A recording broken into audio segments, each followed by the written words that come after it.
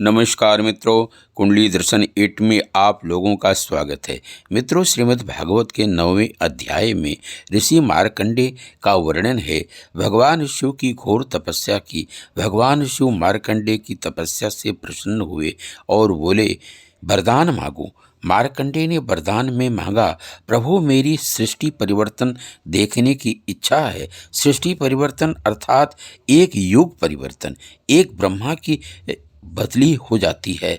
इतनी उम्र मार्कंडेय की हो गई। ऋषि ने समाधि लगा ली। जब आंख खुली तब जहाँ तक दृष्टि जाती है जल ही जल दिखाई देता है, और उस जल में बरगद के पत्ते पर बालकृष्ण अपने दोनों हाथों को सुंदर अंगुलियों से अपने एक चरण को पकड़कर उसके अंगूठे को चूस रहे हैं। आइए जानते हैं, क्या इसका कोई विशेष कारण है कि अपने पैर के अंगूठे को क्यों चूसते हैं।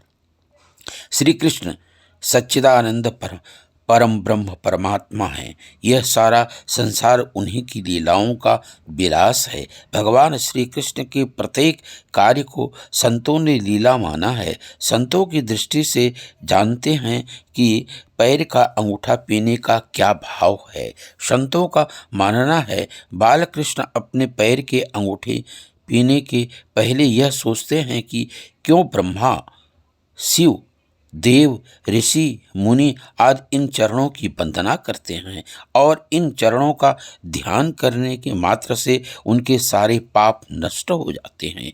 कैसे इन चरणों के स्पर्श मात्र से गौतम ऋषि की पत्नी अहिल्या पत्थर की शिला सुंदर स्त्री बन गई। कैसे इन चरणों के अंगूठे से निकली गंगा दिन रात लोगों के पापों को धोती रहती है। क्यों इन चरणों में गोपांगनाओं का दिल बसता है।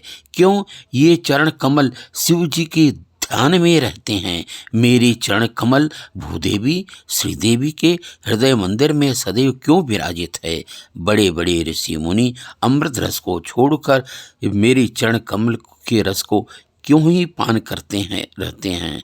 क्या यह अमृत रस से भी अधिक स्वादिष्ट है। अपने चरणों की इसी बात की परीक्षा करने के लिए बालकृष्ण अपने पैर के अंगूठे को पीने की लीला किया करते हैं। यह दिखाने के लिए कि भक्तों को उनके चरण कमल कितने मधुर लगते हैं। अतः हम सब के लिए संकेत है कि हम उनके चरणों को पकड़ें और उनकी पूजा करें। मित्रों, अभी आप लोगों ने सुना, भगवान बालकृष्ण अपने पैर के अंगूठा इसलिए चूसते हैं, स्वयं अपने पैरों की परीक्षा करते हैं। भक्तों के लिए संकेत है, उनके चरणों को पकड़ें और उनकी पूजा करें। अच्छा लगा हो तो लाइक सब्सक्राइब करें। धन्यवाद।